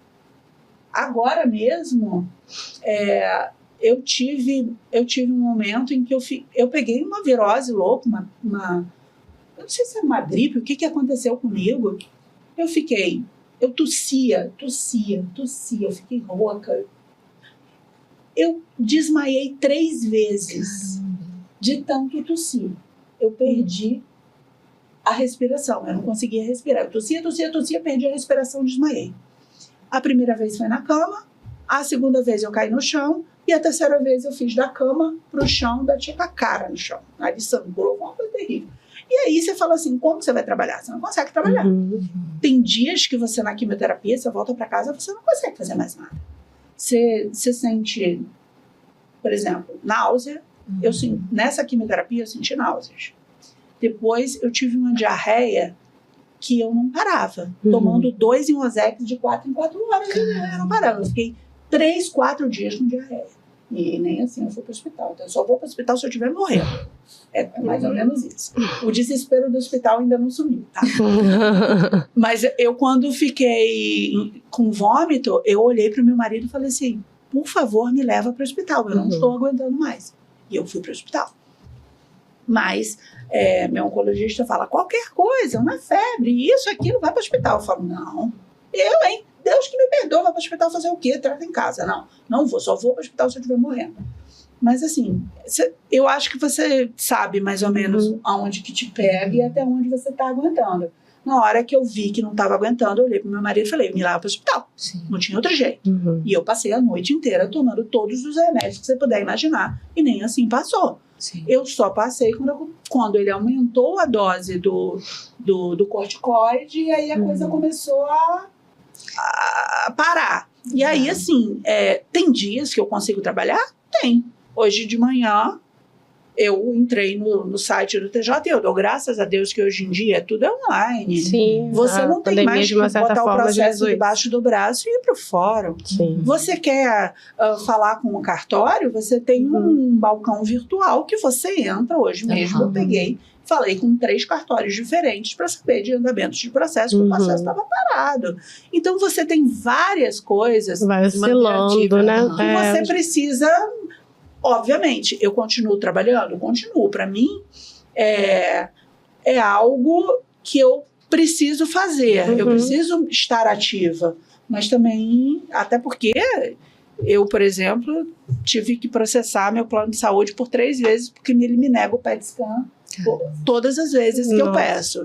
E aí, todas as vezes, eu preciso entrar com... Ainda tem esse estresse, Eu tenho que né? trabalhar para mim mesma. Então. A gente só orienta, assim, né, que esse enfrentamento precisa acontecer, se manter ativo é bom, mas muitos pacientes, eles vão esticando muito a corda na tentativa de, sabe, eu sou forte, eu Foi consigo. meio que de fugir também daquela Pode ser realidade. também uma das formas de negação, e aí isso acaba trazendo um efeito contrário. Sim. E aí um desgaste muito maior, um cansaço muito maior, porque aí são pessoas que vão se cobrar muito.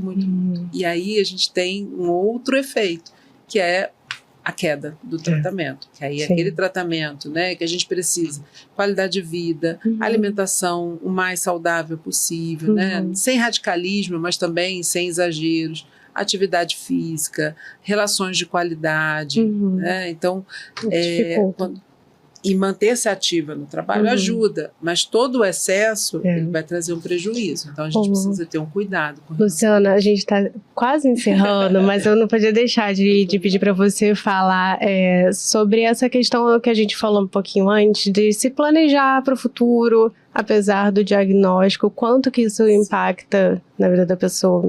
Então, se planejar, se é possível, se ajuda. Sim, ajuda. Sim. Eu acho que uma coisa que a Carla trouxe é manter a realidade, né? Então, assim, por mais que ela esteja lá brigando com o médico, não vou fazer isso, não vou fazer aquilo, ela está dentro do plano que o médico está traçando. Ela conseguiu, né, depois de todo o percurso, encontrar um médico de confiança, isso é essencial.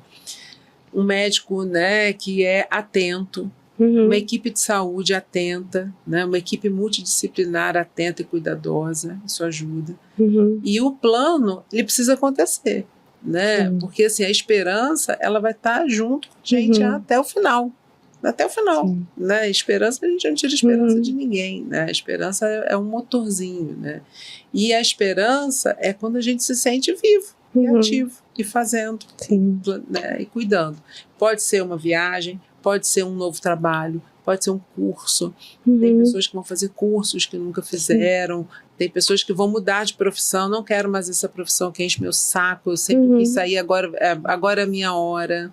Eu acho que tem essa coisa do não tenho mais tempo. Eu preciso viver o que eu quero viver realmente. Escolher, né? Eu acho que é o que eu quero. Eu quero eu não vou perder o tempo. É isso. E planejar, né?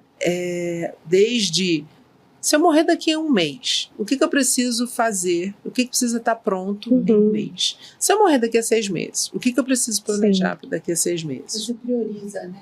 Sim. Você passa a priorizar também. Daqui um ano. Se for daqui um ano, se eu tiver só um ano de vida, será que eu quero ir lá para a Itália? Será que eu vou lá conhecer o Luiz? E aí, que aí eu vou querer fazer minha viagem em 6 meses? Luiz, vamos lá, que, né? Tem, olha só, 6 meses. 6 meses, Luiz. Ou então eu vou falar assim, Luiz, olha só, daqui a 2 anos eu quero fazer tal viagem, vamos planejar aí. Então, eu sempre falo que, às vezes, ter um diagnóstico, né, que vem com todo susto, com toda dificuldade, não é glamouroso, não é bonito, não é romancear o tratamento, não é romancear a doença. A gente, né, não está aqui para isso, a gente que vive isso todo dia, né? É difícil, é pesado. Só que quando você recebe um diagnóstico, você ganha junto a responsabilidade. Né? Peraí, né? Eu sei que a vida agora é finita. Sim. O que eu vou fazer com essa vida, né? É diferente quando a gente perde um ente querido, uma pessoa querida, de repente. Né? Será que se essa pessoa soubesse, o que ela ia fazer, né? No último dia, o que ela ia fazer na última semana, o que ela ia fazer no último mês. Na hora que a gente tem um diagnóstico, assim, de uma doença grave, o que eu vou fazer, né? Sim. O que vai ficar para fazer agora? E teus planos mudam. Precisa mudar. Precisa mudar. Mudam. Quando eu recebi o diagnóstico da doença, eu estava praticamente de mudança para Campinas. E aí, eu encontrei esse meu médico, esse corpo clínico, que eu falei assim, ó, eu comecei o tratamento aqui, como que eu vou me embora? Sim. Eu não vou embora. Eu não vou mais para Campinas. Você tem que se adaptar àquilo ali. E aí, né? meu marido morava em Campinas.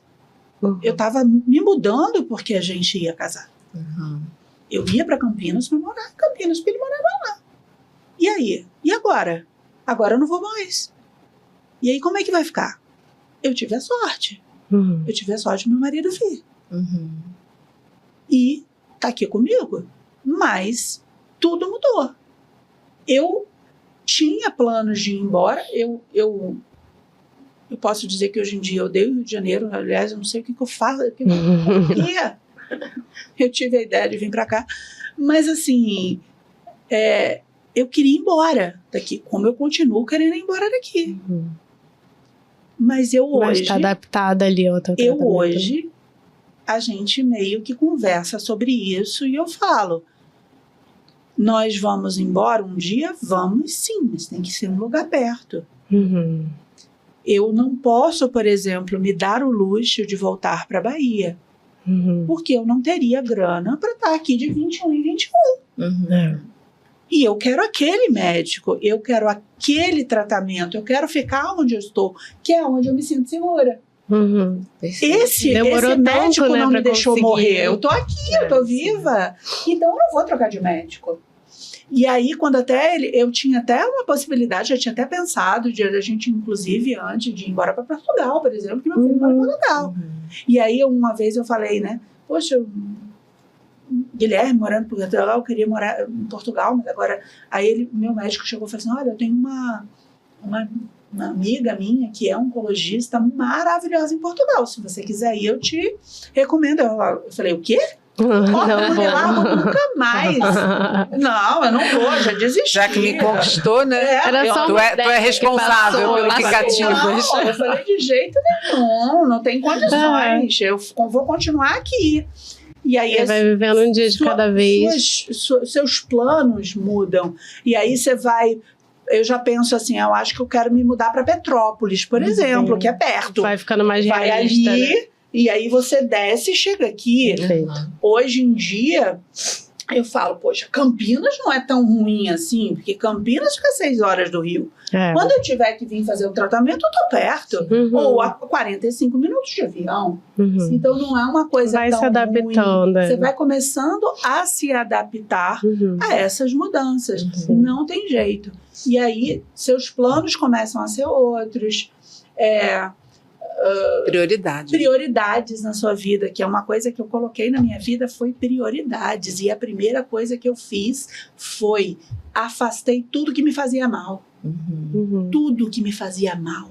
Tudo que me deixava estressada, que me fazia mal, pessoas que eu não gostava, pessoas que não me gostavam. Eu falei, eu não quero essas pessoas perto de mim. Eu saí deletando todo mundo de rede social, bloqueando o povo.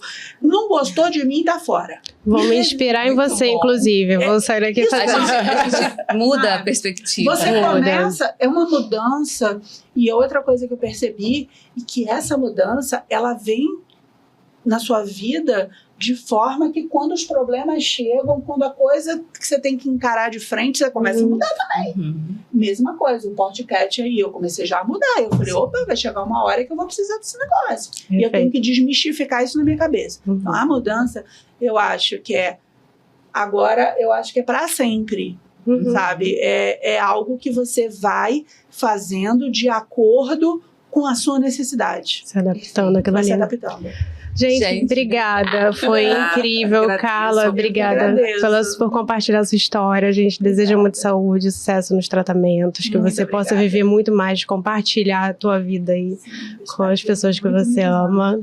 Eu preciso, eu quero viver. Eu sou muito Isso feliz. É muito bom. Eu falo muito que é incrível a fase onde eu poderia ser mais triste é a fase que eu sou mais feliz. Eu sou muito feliz e é por isso que eu quero viver. E essa é uma coisa que talvez me impactou na vida, foi querer viver, porque a fase que eu vivia naquele momento que eu descobri a doença era a fase mais feliz da minha vida. Carla, você tem um propósito, né? Eu acho que é a diferença. Né? Eu quero ser feliz. Perfeito. Eu quero continuar sendo feliz, vivendo. E isso começou com isso, né? Eu quero continuar sendo feliz e eu quero viver.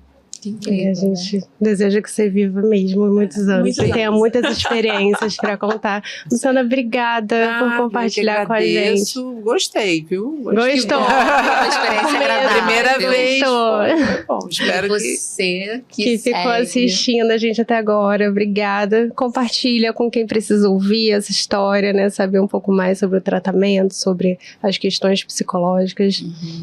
Segue o nosso canal, se inscreva, que é muito importante pra gente, né? Sim. Quanto mais gente assistindo, encaminhando, mais a gente consegue dar andamento a esse projeto que tem ajudado tanta gente, né? Então, obrigada. Trazer mais episódios. Obrigada, gente. Obrigada.